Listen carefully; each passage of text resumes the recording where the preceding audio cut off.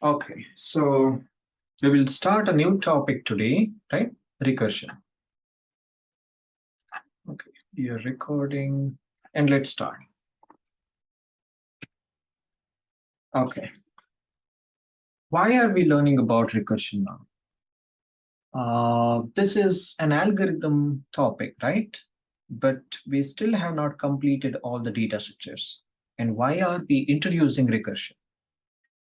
The way we are introducing recursion in one of the first few lectures is because we will see the recursive data structures soon, right? Because we will be studying trees, and trees is a recursive data structure. All types of trees, right? The data structure itself is recursive. It is recursively defined, and the algorithms you come up with for solving tree problems are majorly recursive. Of course, you can write non-recursive algorithms also for all these. However, implicitly they are recursive. By definition, they are recursive, right? It is easy to come up with recursive algorithms to solve tree problems. And not just for algorithm design, algorithm analysis will also be simple if you use recursion. Okay, and recursion is so fundamental, it is better to start learning about recursion very soon, right, in an algorithm course or a data structure course, so that you get a hang of how to design recursive algorithms, what are the pros and cons of recursive algorithms, how to analyze recursive algorithms, right? I mean, we will see a lot of these. And of course, we will not consider super complicated algorithms. We will consider very simple algorithms or very simple problems, but there is a lot to learn here through these simple problems and simple algorithms. Okay, so we will learn all the basics required for understanding recursive data structures, and later all the algorithm techniques that we will study, right, they are kind of based on recursion. So, I mean, I will explain about the applications of this later. Okay, let's start. So I will try to increase the pace from now on. I mean, initially we started slow, and I believe we got enough time for different topics now, right? So from now on, I want to increase the pace of the course because there is a lot to cover. And I believe if you learn a lot, you practice a lot, your horizon of all these topics, right, that will increase. Okay, let's start. Recursion. So here we will analyze a couple of problems, maybe 6 or 7 problems, and we will see the pros and cons of these, how to design recursive algorithms, how to analyze recursive algorithms, and right, majorly. Okay, let's start with recursion. What exactly is recursion? This is recursion, right? What is recursion? How do you define recursion? Something that calls itself, an object that calls itself, right? So you can call this as self-repetition or self-reproduction, self-reference. These are different ways in which you can relate to recursion. Okay, look at this statement. To understand recursion, you must understand recursion. What's happening? Right? It's a recursive way, right? I mean, and you have recursive acronyms also. I mean, you can search for these. Also, try doing this. Search for the meaning of recursion in Google. So you will get a statement like, did you mean recursion? I mean, when do you get that statement? When you misspelled something, right? But for recursion in Google, it will still say, did you mean recursion? Why? Because, I mean, kind of Google is trying to use that definition of recursion, right? You keep on clicking that, again, it gives you, did you mean recursion, right? So see, this recursion is used in a lot of places. Anyway, let's come back to computer science. In computer science, why do we care for recursive algorithms? every non-recursive algorithm can be written as a recursive algorithm, and every recursive algorithm can be written as a non-recursive algorithm. This is a very, very, very important takeaway. Okay, so this is important. See, if you have a recursive algorithm in mind, there is a way to convert that into a non-recursive algorithm, right? And if you're dealing with a non-recursive algorithm, there is a way to convert that into a recursive algorithm. That's beautiful, right? That means any problem can be solved via two different approaches. One is recursive way, another is non-recursive way. I mean, we will see a lot of these. We will see examples for these and see the pros and cons of all these things. And there are often multiple ways of writing recursive algorithms for the same problem. And we will also see examples. I mean, how can you write something in multiple ways? How can you define multiple recurrences to solve the same problem, right? I mean, we'll see that. Where do we see recursion? Now let's consider nature. See, I would say the biggest application of recursion is not computer science. It's not computer science. It's life itself, right? Think about life. If you go back to the biology, right, the rock bottom definition of life, it's not about locomotion, food, growth, all these movement, all these things, right? These are not parts of the fundamental definition of life. The biological definition of life is reproduction or replication, right? And what do you I mean, like, how do you computationally analyze this reproduction? You call this recursion, right? Reproduction itself is recursion, a copy of itself, right? Of course, there are some changes. Even in recursion, there are some changes. The input parameter changes, right? There is nothing that is 100% copy. Something will change. The input parameters will change. The bounds will change. Definitely something, the subproblem will change. But in reproduction, of course, the genes will change, but you still consider that as the same life, right? The extension of that life, reproduction, replication, repetition, right? Okay, so I mean, see, the biggest application of recursion is not computer science. It's life itself. Life is defined recursively, right? It might be unicellular organisms, multicellular organisms. That's the biggest application. So at least for that fundamental nature of recursion, we need to study recursion, independent of computer science, right? Because life itself is defined in that. Okay, next, let's talk about fractals. Have you heard about fractals? And people define fractals as self-similar patterns. Not true. There are fractals which are not self-similar, okay? And it's a complicated definition. Let's not go into the definition. So you can see that if you keep zooming that object, mathematical object, fractals, you keep getting either self-similar patterns or some other patterns, right? Those are fractals. So even if you infinitely zoom, you get kind of, different objects, either repetitive or something else. And fractals can be seen in a lot of scenarios in the world. Think about the coastline. Coastlines are fractals, and they say lightning, right? Lightning are fractals, and leaves, trees, and how these organisms are, right? The structural formation of leaves, trees, and all, fractals, right? So on. There are so many applications of this. Cabbage, fractals, right? So on. I mean, learn these fractals. Okay, next, natural languages.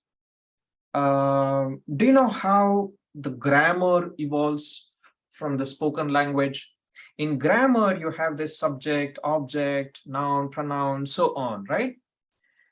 In fact, Noam Chomsky, one of the greatest computer scientists, I mean, he was a linguist actually. He came up with rigorously analyzed context-free grammars, maybe developed those context-free grammars and showed relationship with natural languages. And he showed that the English language and probably, many other natural languages are context-free grammars. And what are context-free grammars? I mean, you study this in theory of computation. We will not go into context-free grammars, but all context-free grammars are recursive algorithms. But of course, all recursive algorithms are not context-free grammars. Context-free grammar is a subset of recursive algorithms. So, right, by that definition, the natural language sentences in English and other natural languages can be written as a recursive function or an let's say recursive function, right? Okay, next, mathematics, recursive functions.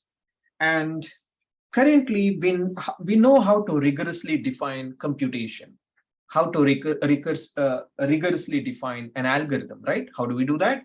We use Turing machine. Turing machine is a mathematical model to rigorously define computation, algorithm, and so on.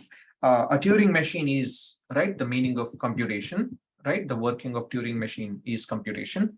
And a halting Turing machine is an algorithm. That's the rigorous definition. Okay.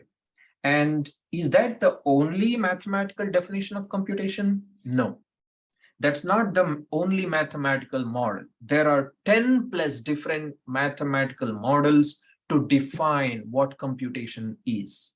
And one of those mathematical models or definitions of alternate definitions of computation is a recursive function, right? I believe Gödel and another Klein, I believe, right? So these two computer scientists, mathematician. So one was a logician, Gödel was logician, and Klein was again logician plus computer scientist. They used these heavily, right? They used a recursive function as the definition of computation. But why don't we hug that model or definition? Because it's not that intuitive. Turing machine was so intuitive that you could define hardware, computers based on that definition. You could define software, the working of software and how operating systems and all work based on that operating, based on, it's called program model, right? Stored program model that was defined based on Turing machine. It was intuitive, hence it became the most famous model, but that's not the only model. Another model is recursive functions. That means any computation can be written as a recursive function, right? Okay. So in computer science, recursive function maps to recursive algorithms. Okay, now let's talk about algorithm design techniques. There are so many algorithm design techniques, right? Decrease and conquer, divide and conquer, dynamic programming, backtracking, branch and bound, so on. All these are defined based on recursion, right? We will see, slightly how these are based. Let's start. Factorial. Right, you know this already. There is a normal definition of factorial. Another is a recursive definition, non-recursive definition, and recursive definition. And think about any mathematical object, right? Typically, there are two definitions.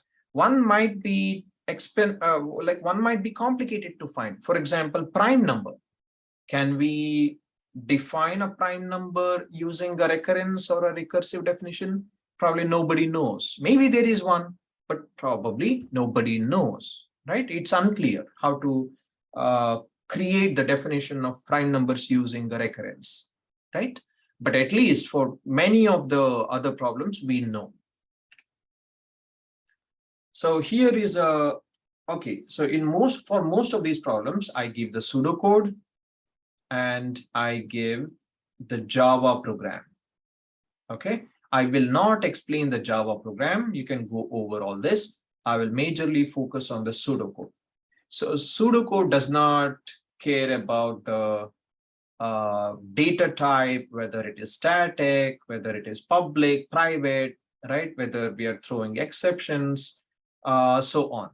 It just cares about the logic, right? We just care about the logic, the working of the algorithm, thinking process, reasoning. We don't care about these tiny details, whether it is int, float, right? Which exception is this? Unnecessary details are in, right? Okay. So factorial, you know this normal, simple, iterative algorithm, right? See, I will use the word iterative to mean non-recursive algorithm. I believe iterative is not a good word to use. It is better to use non-recursive algorithm, because iterative algorithms and numerical analysis, it's a different concept. Okay, so let's anyway, I might change this word later, but if I use the word iterative, it means non-recursive algorithm. Okay. This is simple. And here we have the decrease and conquer algorithm. That is a recursive algorithm. What do you mean by decrease and conquer? You might have heard about divide and conquer. So what is decrease and conquer? So decrease and conquer, you are decreasing the problem size by, say, constant, either n is reduced to n minus 1 or n is reduced to n minus 2, something like that, typically, right? There are other definitions also. We will see decrease and conquer algorithms in detail later in one of the future chapters. But right now, I think you can just assume that the problem size decreases by a constant, right? N to n minus 1, n to n minus 2, n to n minus 3, and so on. Okay, and it is recursive. It is recursive here. Okay. Now let's see, how does this algorithm work?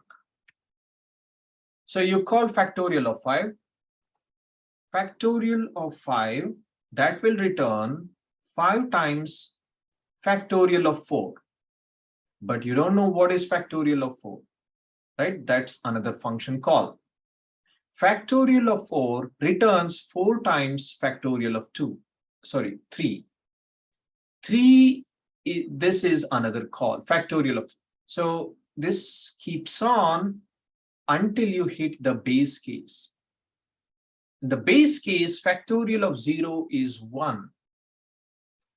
That 1 is returned to factorial of 1, right? Here. Now the computation becomes 1 times, this was factorial of 0, that returned, right? The program control returned 1 times 1 is 1. This will be returned from factorial of 1. Now in factorial of 2, you were about to return 2 times factorial of 1. Factorial of 1 is 1, right? Now you return 2. Factorial of 2 is 2. You return 3 times 2 here, right? So on. So you understand how this works, right? You might have basic experience with these kinds of recursive functions. Factorial of 5 returns 5 times factorial of 4. Factorial of 4 is 4 times factorial of 3, so on. And when you hit the base case, this recursion stops at a base case. That means you need to have a base case. All this is a recursive case. This is the base case. If there is no base case, the program will not terminate. It goes on to infinity, right? Infinite recursion. Hence, you need to have a base case. I mean, you can have, say, 2 base cases, but maybe still the program runs for infinite time. What's the reason? Maybe you needed another base case to cover all the corner cases and you missed one of the base cases, right? So this can happen. So you should be careful. You should always analyze about all these base cases, right? What are the proper base cases and what is the recursion case or recursive case? It's also called inductive case. Okay, so you know how this works, right? Return 1, 1 will be here, and factorial 1 returns 1 times factorial of 0, but factorial of 0 returned 1. Now you can return 1, the product of this 1 from factorial of 1. So this return value will be added here and computed as 2. So factorial of 2 will return 2, so on. Okay.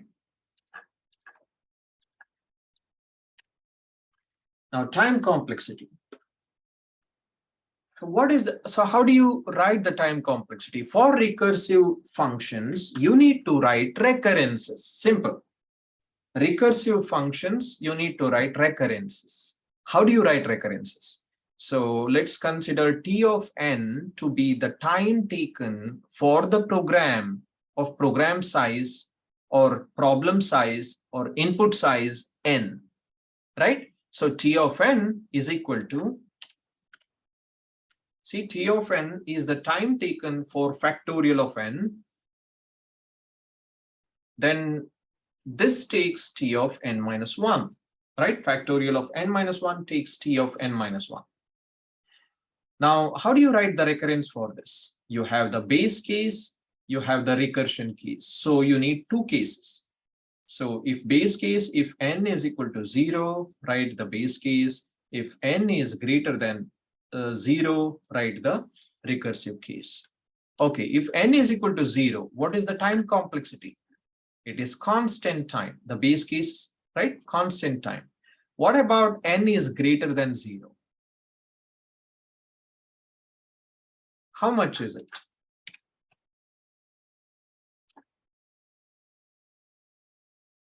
We write it as T of n minus 1 plus theta of 1. Why do we write plus theta of 1? See, because you are multiplying that by a number, right? Or you are comparing if it is a base case or if it is not a base case. This is one comparison. This is one multiplication, right? So all these things are kind of constant number of operations, right? Hence, we write it as plus theta of 1. You can write it as plus O of 1 or theta of 1, anything is fine, right? But there is only one call, hence it is T of n minus 1 plus theta of 1 if n is greater than or equal to 1. Or you can write n greater than 0. So when you solve this, you get theta of n. And how do you solve this? T of n is equal to T of n minus 1 plus theta of 1. And expand this. What is this? T of n minus 2 plus theta of 1 plus theta of 1, right? So keep on expanding this. The input parameter keeps on decreasing.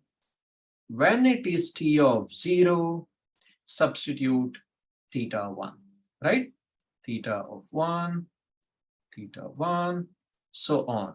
How many times this will be repeated? N times. That's it. N times theta of 1 is theta of n, right? What about space complexity? So it looks like the space is constant, right? You're not creating an array. Are you creating an array there? No, you're not creating an array. So why do we get more space here? See, often, right, people do mistakes in analyzing the space complexity of recursive algorithms. You need to consider stack space. See, for every level of recursion, you are creating a variable, right? Say n itself is the variable, it's a local variable, right? So you are creating a variable at every level of recursion. Or every level of recursion, the entire function has to be stored, right? At least the function has to be stored. If the function has to be stored, at least you need to store the program control, what is the address of this function, and so many other things, right? It is at least constant number for every level of recursion, right? Hence, it is theta of n. And why is it theta of n? Because factorial of n calls factorial of n minus 1, factorial of n minus 1 calls factorial of n minus 2. There are n levels of recursion, Hence, the stack space is theta n, right? So takeaway, you need to write recurrences for both time complexity and space complexity and solve it, right? Simple. And here it is theta of n. Now analyze this recursive algorithm with the non-recursive algorithm you had. What was the space complexity of non-recursive algorithm here? What is the space complexity here? It is constant, right? It's theta 1. Theta 1. So compare this with the recursive algorithm, theta n space. So which is better? Of course, non-recursive algorithm is better. Why? We don't need that extra stack space.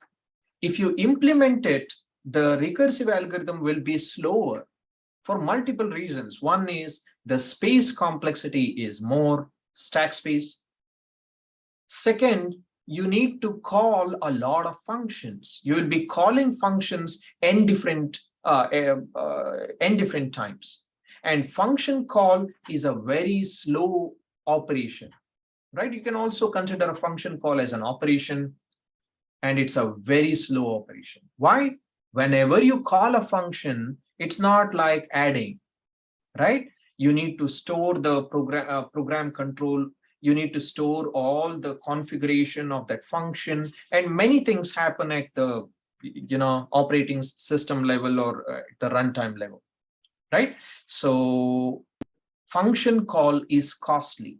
So you need to minimize the number of function calls in your programs.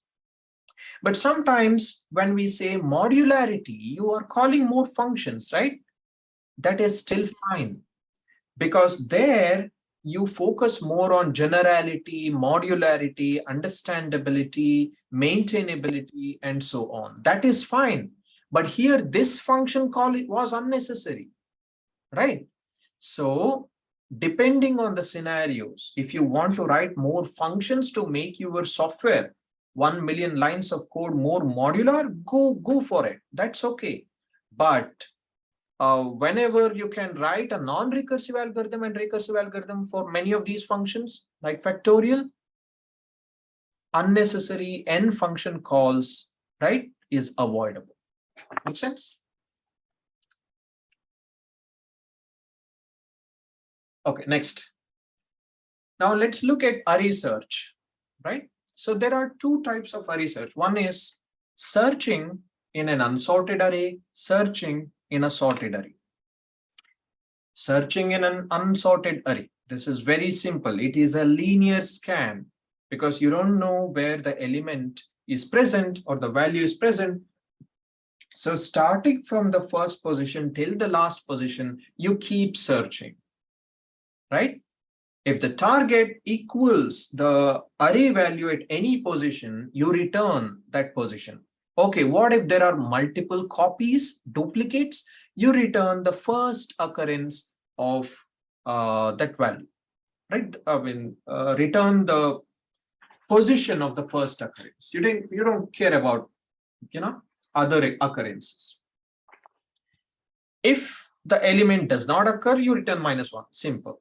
So time complexity is n, theta n. Space complexity is, so here we are talking about extra space complexity, that is constant, right? Constant. A couple of variables here, nothing else. So constant.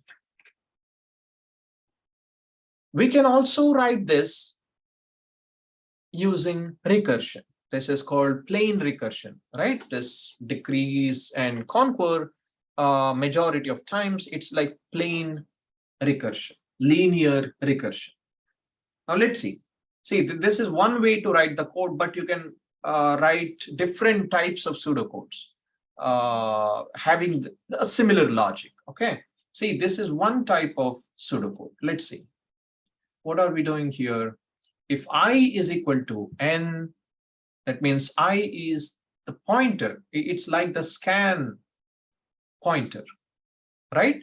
If it crosses the boundary of the array, the element is not present, return -1.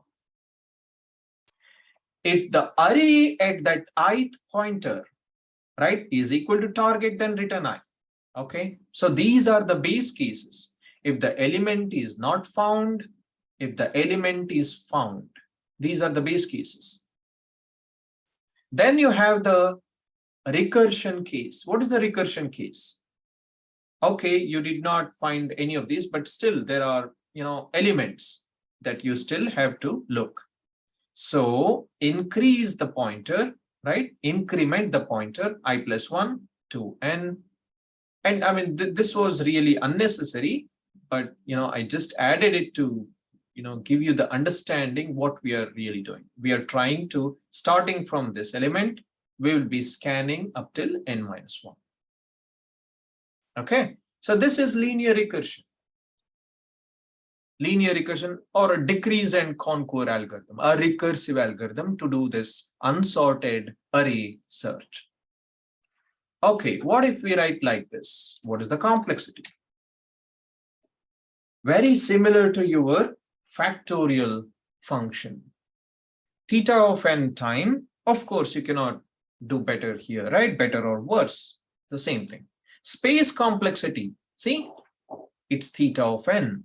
Non-recursive algorithm space was constant space, but here you have extra space, theta of n. And that extra space comes from the stack space. And you might recall in the last session, I said every program, specifically every recursive program or algorithm, uses an implicit stack. And that implicit stack is for storing the details of the called functions, right? And the details can include the program control or the address of it, right? Address, the starting address of the function, or maybe all the local variables, right? You still need to create some variables, right? Int n, n minus 1, whatever. All these are local variables. Okay, something like this. So this is a bad way to write the code for unsorted array search, right? Decrease and conquer, this is a bad way to write the code. Okay, what about binary search? Now let's see, this is sorted array search, right? Here is an algorithm, we give an algorithm, which is a good algorithm. Let's see, suppose you have this sorted array, you are scanning for say 22, right? What happens then? So low is this position, high is this position, the last position, and the mid position is this. How do you get the mid position? Low plus high by 2, right? Okay, now what you do is you are scanning for say 22 element, 22 number, right? You compare 14 and 22, the mid value and the target value. Okay, the target value is greater than 14. See, you will use kind of binary search in dictionary search. Suppose you have an English dictionary, right, in front of you, and you're searching for a word, say elephant, right? You open the mid page and you see that the character there is M. So what do? Okay, E is less than M. So you just need to search the word elephant in the first half, not in the second half, right? You throw away the second half. Then again, you take the midpoint of your first half and check where does E come in, right? A similar algorithm, right? I mean, the same algorithm is called binary search algorithm. I mean, in fact, whenever you search in our dictionary, we use slightly different algorithm called interpolation search. But, I assume that, as of now, assume that it is kind of binary search. Okay, this makes sense, right? So 22 is greater than 14. So that means 22 definitely does not occur in the first half. You throw that away.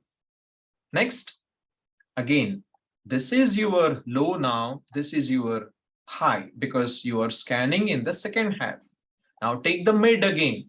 Mid is 25, right? Now compare 22 and 25. So 22 is less than 25. So your target number definitely does not occur in the second half of this new segment. So keep doing this until, right, there is a crossover of low high or you find the element, right? So that's it. That's your binary search algorithm. Okay. So here is the pseudocode. I mean, we can write it in slightly better way, but okay, assume now this is the pseudocode. So binary search calls binary search with a couple more parameters.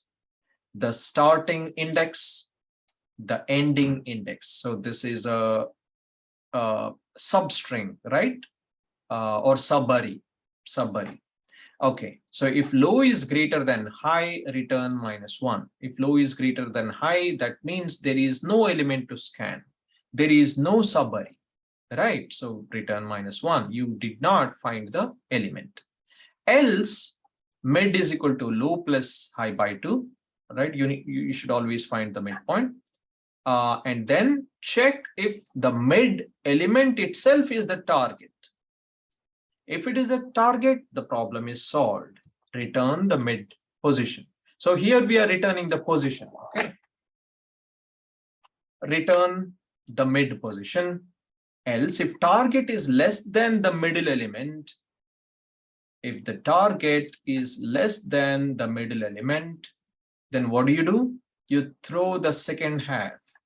You recurse in the first half, right? So you recursively call binary search of A to A from low to mid -1. See, this was mid, right? So target was less than A mid. So you search from here till mid -1. You don't need to search till mid, right? So similarly, if target is greater than A mid, from mid +1 to high, right? This is, I mean, if you understand one case, you can similarly define the other case. Simple, right? Next. So here is the code. Let's see the complexity. Complexity.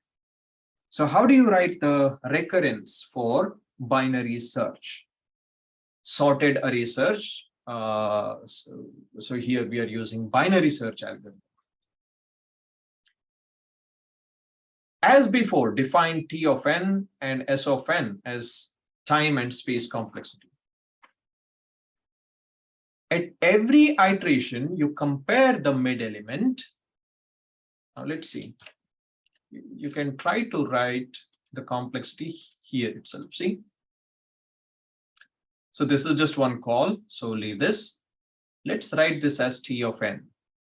Let's assume that from low to high, there are n elements here in this range, right? Initially. Okay.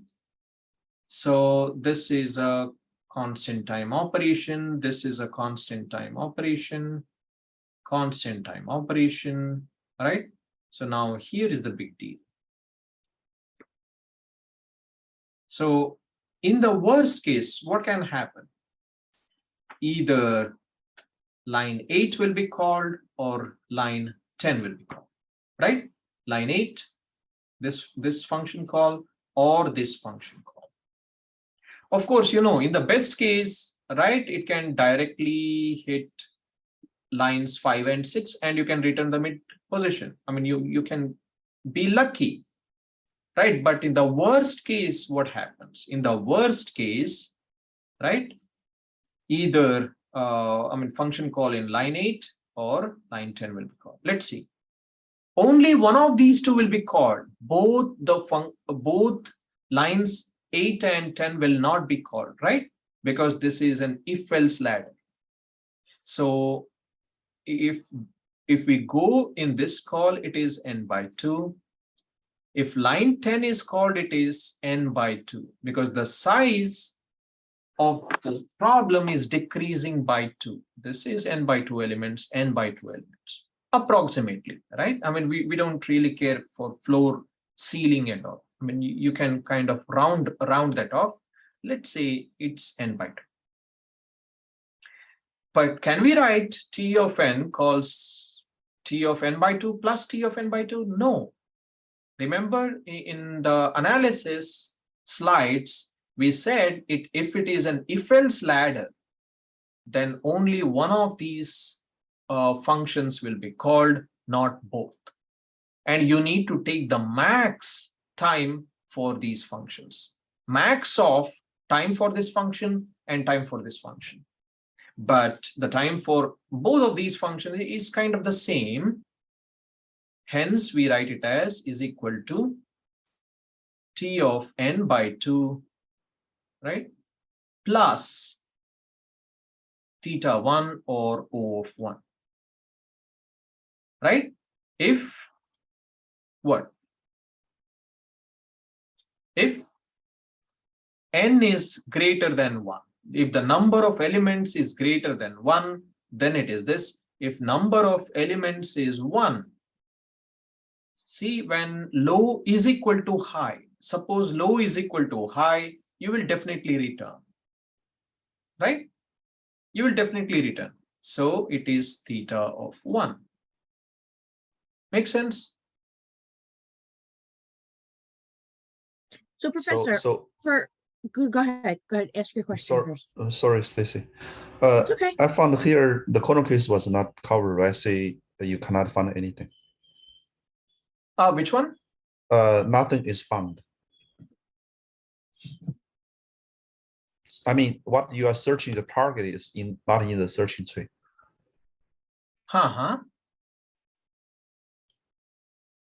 Oh, okay. Repeat again. So the corner case say the searching target is not in the array. I see. Okay. So what happens? Let's take a simple example. Suppose your array is something like this, right? 12, 30, and you're searching for 50. Yeah. Right? Okay, so this is your low. Let's see what happens in this case. This is your high, right? Yeah. Else we call mid is equal to low plus high by 2. So what is low plus high by 2 here? Low was kind of 0, high was 1, right? The indices. Yeah. Low plus high by 2, it's probably 0. 0. Okay, so mid is this point, right? Yeah. Okay. You compare 50 and 12. It is not true. 50 is definitely greater. So you will do mid plus 1 you go to and this high. one. Right? Okay. So now you will be calling this low and high. Just 1. Make sense? Yeah. Now you do low plus high by 2. What is mid? It's 1. 1. Okay. So you compare and check 50 is greater than 30. So this is not true. Then what do you do? Oh, okay. I got you. So you mid plus 1. Yeah. Mid plus 1 comma high. Yeah. And that is what? 2 comma 1. Yeah. Got you. Thank you. That goes here, right? Mm-hmm. Mm-hmm. Makes sense? Yes. Yes. Thank you. Next question. I was just going to ask, in this analysis where you have T of n divided by 2 plus theta 1, when you combine those, you would still get T of n. Is that correct? When you combine which ones? Oh, you mean these two? No. Right up there, where your cursor is right now, where you have T of n divided by 2 plus theta 1. If you wanted to simplify this whole thing for all of n, right, would you put that as, you would leave that as n, I'm sorry, it's early. Would you leave that as T of n divided by 2, or would you change that to write T of n? Oh, no. So we keep it as it is right now because we are trying to write the recurrence. Once the recurrence is perfectly written, then we will simplify. Oh, okay. Okay, thank you. Right? So this is just the recurrence. The base case is this. The recursion case is this. Right? So once we write this recurrence, what do you get? How do you simplify it? See, T of n is equal to T of n by 2 plus 1. I mean, for simplicity, I will write 1, okay? But you need to write theta of 1 everywhere. Is equal to, what is T of n by 2? T of n by 4 plus 1 plus 1. What is T of n by 4? So on, right? You keep expanding until it is 2 power k plus 1 plus 1 plus 1. How many times? Say k times. Make sense? Now, what is the base case? The base case is that this is 1. When this is 1, 2 power k is equal to n. That means k is equal to log n. Then it will become T of 1. If k is equal to, okay, let's write this also, right? Now k is equal to log n. And what is T of 1? It is theta 1. So you are repeating that log n times, so log n. Make sense? You expand it, just expand it. Expand each and every term until you hit the base case. In the base case, you can substitute and you will have a lot of other items also, add them up. Okay, so this is your time complexity. So it's theta log n. Space complexity, theta log n, stack space. So many people write a recursive algorithm for binary search. Not a good idea. Why? Because you can write a non-recursive algorithm for binary search and save this extra space, right? You can apply the same logic. It solves the problem in a more efficient way. Then why did you use a recursive algorithm? You could get away with a recursive algorithm, try to write a non-recursive algorithm and save this log n stack space, right?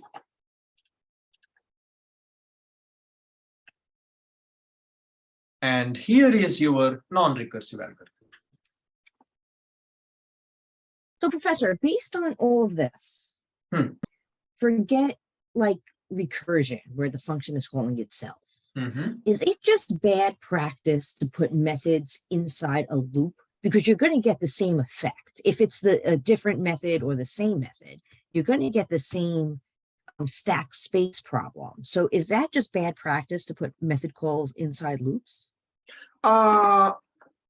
It depends. It depends on a lot of things.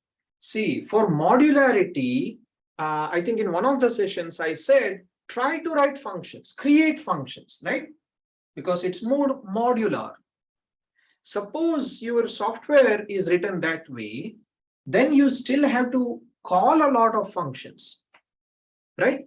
But if you're okay with it, right? If performance is not your top priority, maybe your top priority is say security or scalability or something like that, right? There are many other parameters, right? Performance is not the only one. Why do people use Java? I get it. Right? Java is not the fastest programming language. It's C and C++. But the problem with C is it's not as advanced in security compared with Java. So for Java applications, they thought that performance is not their first priority. Or say Python. Probably simplicity was their first priority. Rapid prototyping was their first priority or something else. Then try to create functions and call functions. That's okay. Okay, I see. Thank you. Right. But in say operating system, drivers, and critical applications like this, right, where speed is the most important thing. There are a lot of applications like this. Then you should avoid, right, as much as possible, all these recursive functions. If you don't care about performance at all, go ahead, right? Write in any way. But if you care for performance, avoid these repeated function calls. Okay. Anyway, so I don't need to cover this, right? So try to compare that recursive algorithm and this non-recursive algorithm and see, what exactly is different, how it is different, so on. Now let's take another problem. Multiply two whole numbers without using the multiplication operator. And this is a very nice problem, one of my favorite problems. You can analyze a lot of ideas here, right? You want to multiply A and B, right? A times B. How do you do it without using the multiplication operator? I mean, there might be other approaches, but here we will try to repeatedly add. That will be the core idea. Okay, repeatedly add. So here, see, A times B can be written as A plus A plus A, B times, right? That's what we are doing here in this program, right? Add A repeatedly B times. Then what will be the complexity? So here, right, we will assume that addition takes theta one time. But it's not true that every addition takes theta one time. But for simplistic analysis, right, for simplicity, we will assume addition takes theta one time. And what will be the complexity of this algorithm? Simple, theta b, because it's a simple loop, right? You're running it for b times, so theta b. What if b is much larger than a, or a is damn small? You can do just better. pick the one, right? Pick the smaller one, do the iteration. Exactly, right? Then you can write it like this. What if a is much larger than b? Then what you can do is pick the minimum of a and b. So you want to iterate in this loop, right? Or iterate adding in the minimum of a and b, right? So the max number can be added repeatedly. So that saves you time. Now let's see. So what we are doing here is a times b is suppose let's say m is equal to max of a comma b. Then you do m plus m plus m plus, right? Small m is equal to min of a comma b. Okay. Then the complexity will be theta of min of a comma b, right? Okay, so what can we do better? We are not happy with this. See, you should always ask this question. So many people, when they try to write solutions or algorithms, the first algorithm they come up with, they will be super happy with it. They think the problem is solved. No, right? A computer scientist, mathematician should never be happy. You should always keep asking the question, can we do better? Is there a better solution, a faster solution, right? So can we do better? Let's see. What if we use decrease and conquer? Suppose we use decrease and conquer, right? That means we write a linear recursive algorithm. Can we do better here? The runtime is theta b, time is same, but what about space now? What will be the space usage?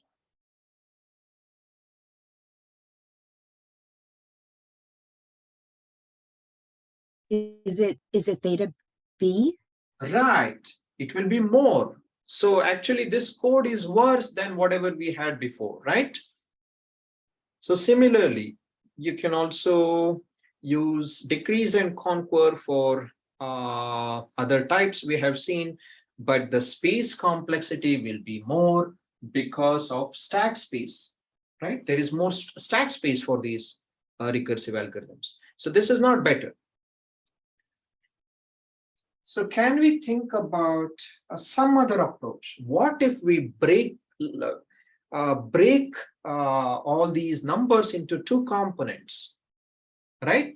So we had a series, right? A plus A plus A plus so on. What if we break that into two components, two halves, two parts, and use divide and conquer? See, we did something like that in binary search, right? I mean, that is also called a decrease and conquer algorithm because the problem size decreased by a constant factor, right? From n to n by 2. So yeah, if it goes from n to n minus 1 or n minus 2 or only one call to n by 2. See, all these things should be called only once, one time or once. All these are decrease and conquer algorithms. See here, there is only one function call that has a decreased subproblem. In binary search also, there is a one function call that will be executed, right? Of course, the pseudocode had two function calls, but how many will be executed?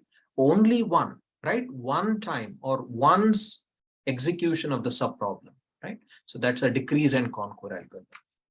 Now, for the first time, we will see a divide and conquer algorithm. What is a divide and conquer algorithm? So you will break this subproblem into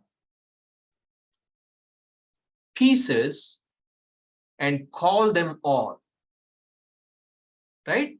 And combine the solutions of all these. And the number of subproblems should be at least 2, right? So break this problem into multiple pieces, solve them separately, and combine their solutions. That will be the solution for the overall problem. And you remember, Britishers used this divide and conquer technique to break nations, right?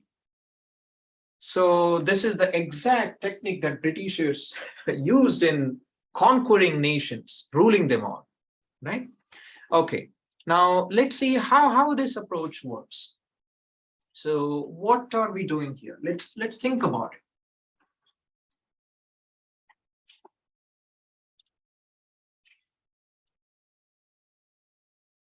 Suppose you have this, right? A times B is equal to A plus A, so on up till B times, right? So what we are doing is we are breaking this series into two components, A plus A, B by 2 times, right? A plus A, B by 2 times, and if B is odd, you know that you need to add one more A here, right? If B is even, you don't need to worry about adding this one more A. So this is what you will do. Plus A if B is odd. This is the logic we will use. Make sense? And what about this? A plus A, so on up till A, B by 2 times.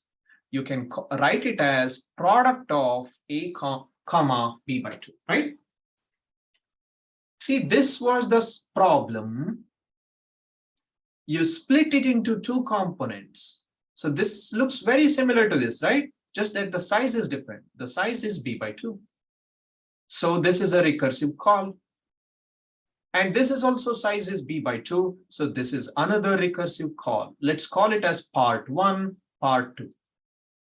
And you can have a tiny component here.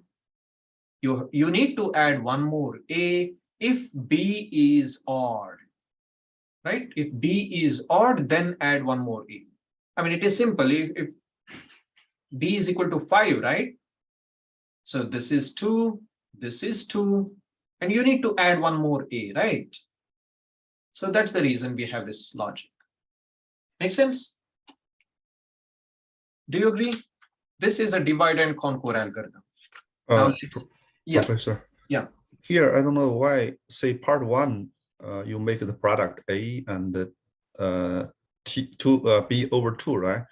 So why not like part one, then part one equals to part one plus part one? Why you need to call product this function twice? Oh, Three yeah, and four. yeah. I mean, we will optimize later. Oh, right? okay, okay. Yeah, we will optimize later. Good point.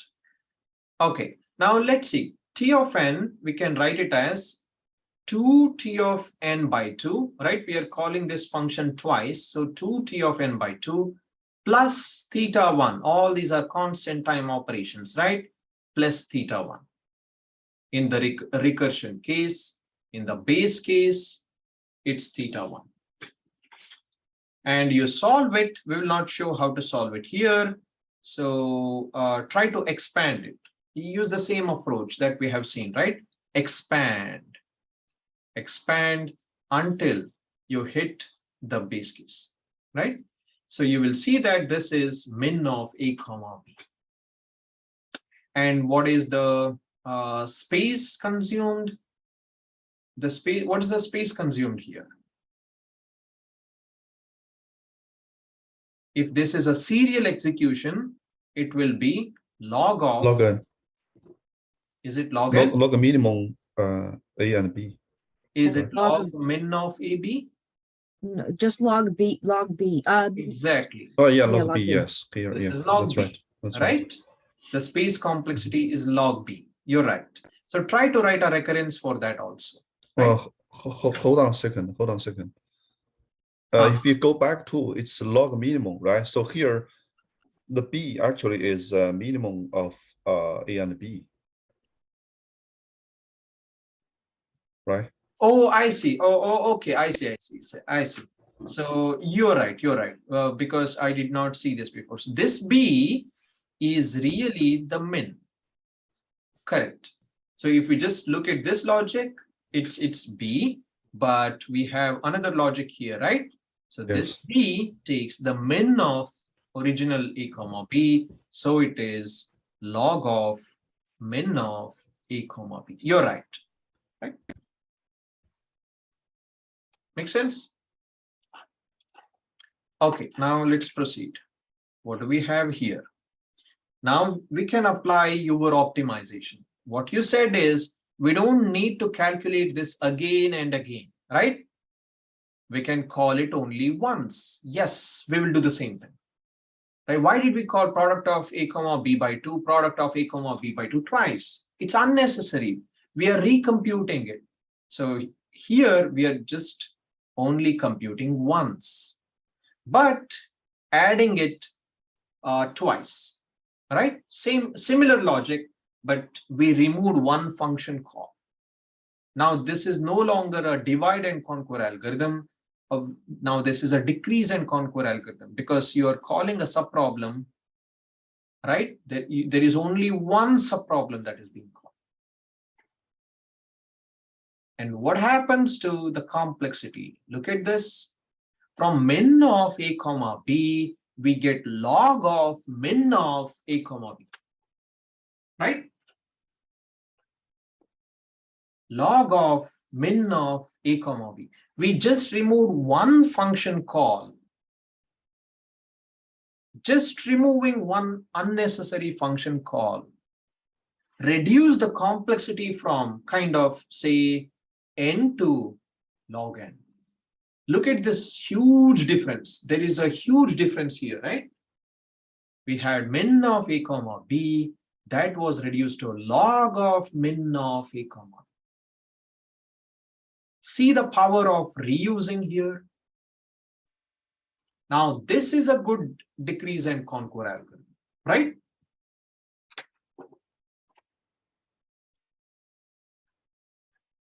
And you can find the space complexity also. Now let's try one more optimization. Why did we divide by 2? What if we divide by 3, right? Suppose we have this subproblem. Instead of dividing by 2, what if we divide by 3? And maybe add a or a plus a depending on 2 cases now. See, divide by 3, and if b mod 3 is 1, add A. If B mod 3 is 2, you need to add 2 times A. If B mod 3 is 0, then this is a equal division. You don't need to add anything, right? Now the complexity is log of min of AB, but the base is 3. Isn't this better? Okay, if this is really better, why can't we keep going and say A comma B by K? We make K divisions. Now, do we get log min of A comma B and where K is optimized? And let's pick an optimized K. Can we do that? Can we do that? It's going to be the same. Why? Well, if you can use L'Hopital's rule and show that you get 1 when you take their ratio, so they're of the same complexity. Well, Okay. What if K is not a constant, but K is a function? Maybe it is a function of A and B. It's a super constant. Then aren't you decreasing the complexity asymptotically? that's hard to say here. Say here, if you make that right, so the 9 from 4 to 9 will be more complex. Excellent. Excellent, right? See, now we are assuming this is theta 1, right? Yeah. But you need to think about this. If you have K here, the number of conditions will be K here, isn't it? Isn't it? So Yeah. this will be Yes, T of yes. N by K plus theta of K, right? Now, can you do one thing? Can you find the K optimal that can really give the best complexity? So try to do this. What K you need to substitute for which this, solving this recurrence will give you the optimal complexity. Can you try that? Can you beat this? Your aim should be to beat this complexity. Of course, asymptotically, right? Not just in a base case. And K, we are assuming that it's another parameter that is dependent on A. Yeah, so basically that would be K log base K to the minimum. You find the minimum, do some derivative, maybe you find the Right. So try to apply different approaches, right? Maybe there are different approaches to attack, but try to find that K opt, maybe as a function of A and B, that gives you the minimum complexity, right? Okay, let's proceed. So how do you compute A power n? This is the power function, right? A power n.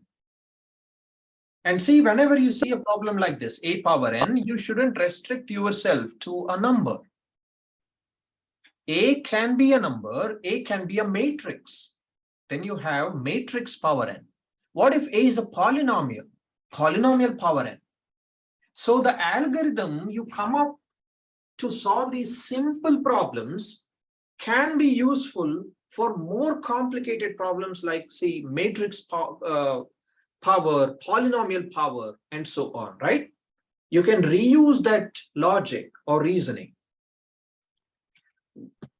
Okay, so how do you find the power function? You can apply a very similar idea, whatever we discussed. So you can write the power function as a collection of multiplications, right, in a loop. Or you can use decrease and conquer algorithm and write a recursive function. But of course, you don't want this because the space complexity is more, but you are not improving the time complexity compared with a non-recursive algorithm, right? So here is the idea. We can use repeated squaring or repeated doubling, very similar to, the way we solved that multiplication algorithm, right? You take the idea is this. A power n can be written as a power n by 2, a power n by 2 times a if n is odd. Is this correct? Yes. That's it. We will use this idea. So once you compute this, you don't need to compute this again. You can reuse the result, right? That's what we are doing. Power of a comma n by 2, that is a power n by 2, and reuse the result here to get this. And if n is odd, multiply that with a. Right? Very similar to the multiplication algorithm we saw earlier. We see that this is a log n algorithm, right? Write the recurrence for time, write the recurrence for space. You see that the complexity is log n. Now, can you do better? Think about it. Okay, so how do you compute a power n if n is rational or real number? Again, we will not cover this, but this is just a good thought for brain, right? Okay, now let's consider the sum of elements in a given array. One idea is to take the sum of each and every element in a linear scan, non-recursive algorithm. Very simple. No problem with this. Theta n. Another approach is using a decrease and conquer algorithm, right? Linear recursion. What is the problem here? I mean, we have seen a lot of these linear recursion algorithms, right? The problem is the space. The space is huge and it's a waste of all these resources, right? So it's better to stick to non-recursive algorithm. Then why do we even care for recursive algorithm? Remember, when we came up with divide and conquer algorithm, that was recursive, but it was easy to write it as a recursive algorithm, and we reduced the complexity to a log function. And then what did we do? Can we convert that into a non-recursive algorithm? Did we see how to convert that into a non-recursive algorithm?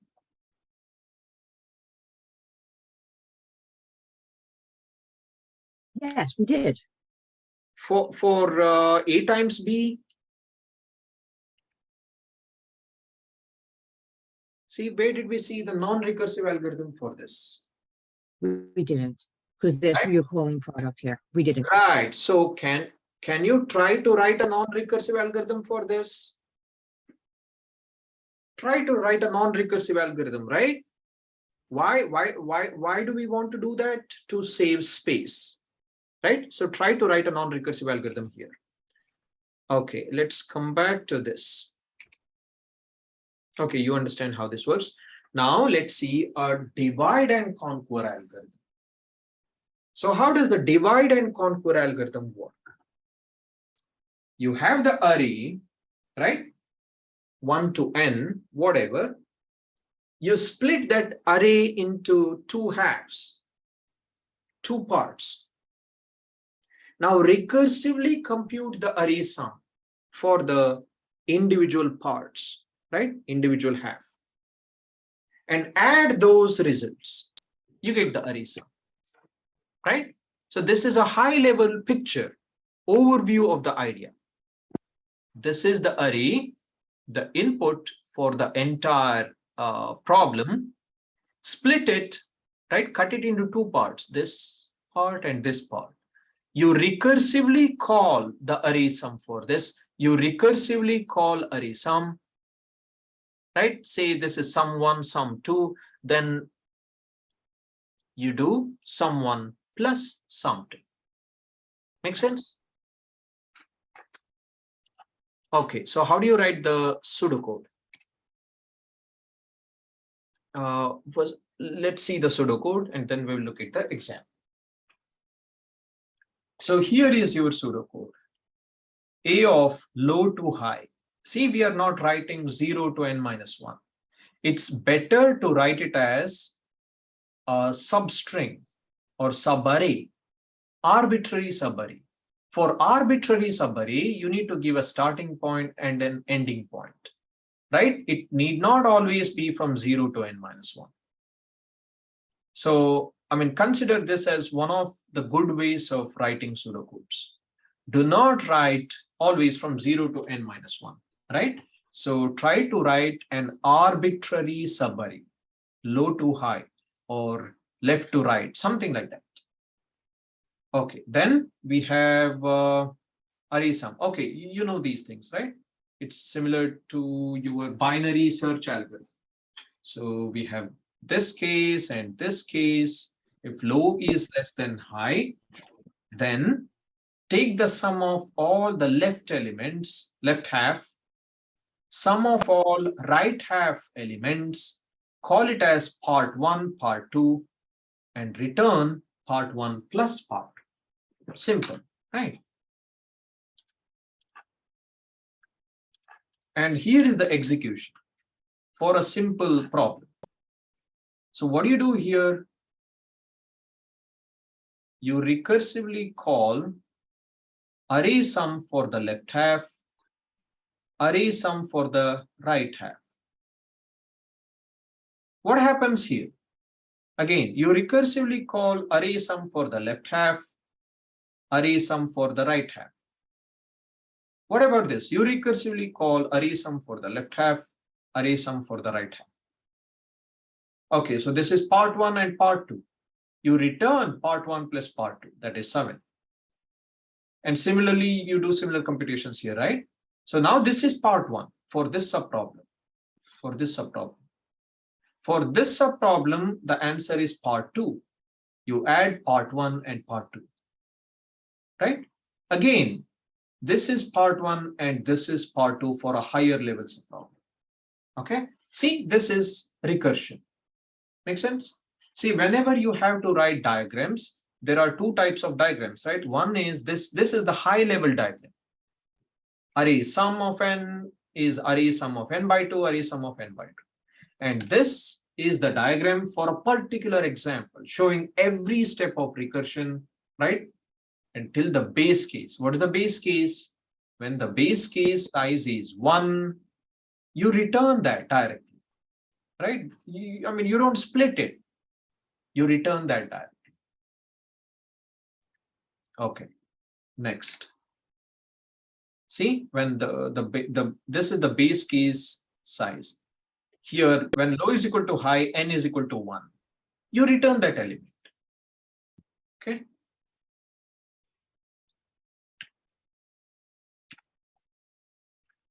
What is the complexity? The complexity is theta n. And what is the, oh, this is time. And what is space? Can you tell me the space complexity of this algorithm?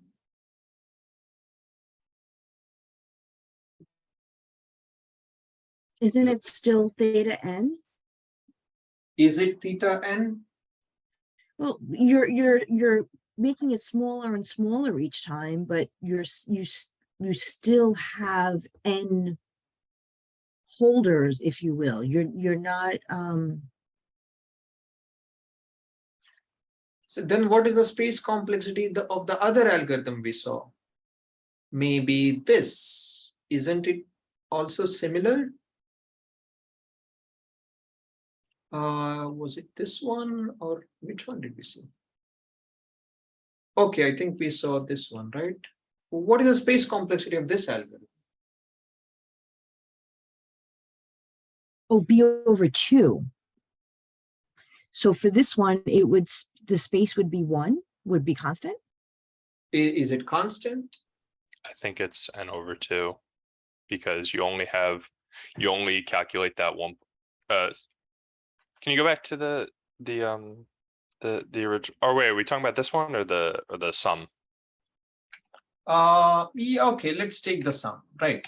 So what is the space complexity of this algorithm?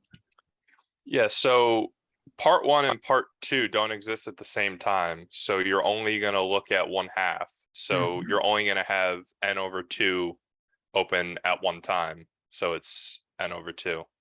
Very good, right? So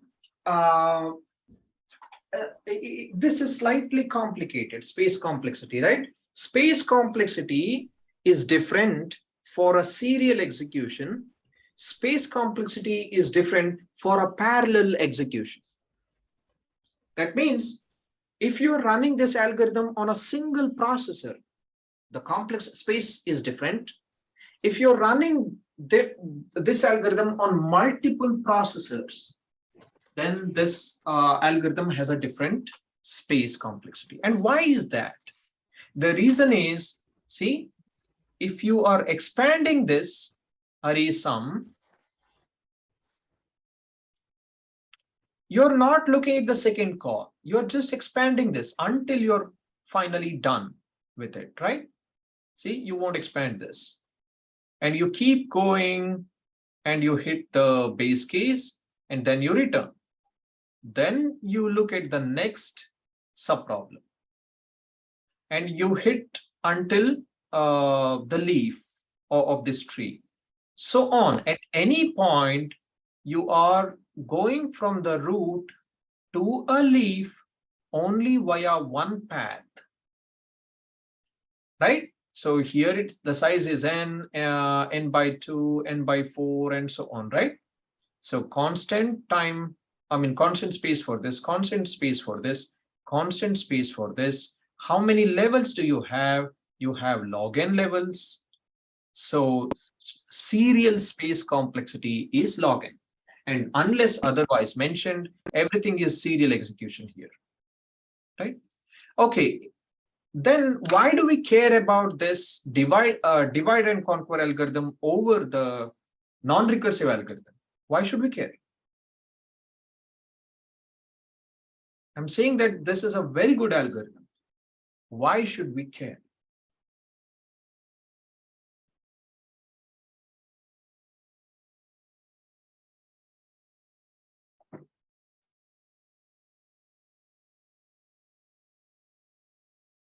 Anyone? So does this algorithm have any advantages over that algorithm, another algorithm, non-recursive? Should have an So- upper limit in case of parallel execution. Exactly, right? So if you are coming up with parallel algorithms, this is the fundamental way you execute array sum. Not just this is the basic building block for hundreds and thousands of parallel algorithms, right? So a linear scan, a linear search is not good if you want parallel execution, right? See, you can run lines 7 and 8 in parallel. So then think about it. So it looks like this, right? Suppose you have enough processors. What happens? The maximum time taken to solve this problem is log n.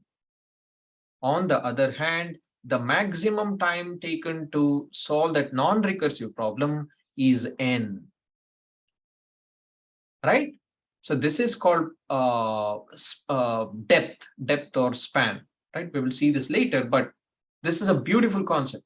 So the maximum time taken, if you have enough number of processors, let's say unlimited number of processors, is so small that in almost all your smartphones, laptops, and so on, right? They have at least 4 processors, 4 cores, 8 cores, 16 cores, right? Then this is a bad algorithm. You want to use a parallel algorithm. Almost every computer you will see, every smartphone, right? It will be parallel. So even your tablets, they will be parallel. Smartphones are parallel. So you need to come up with parallel algorithms. Anyway, so that's the huge advantage this algorithm has over the other algorithm. And now if you run a parallel algorithms, the parallel space complexity will increase, but do not worry about it right now. We can think about it later. Okay, I think we are running out of time, right? So I will stop here. right? I will stop here. So any questions? Professor, I have a question, not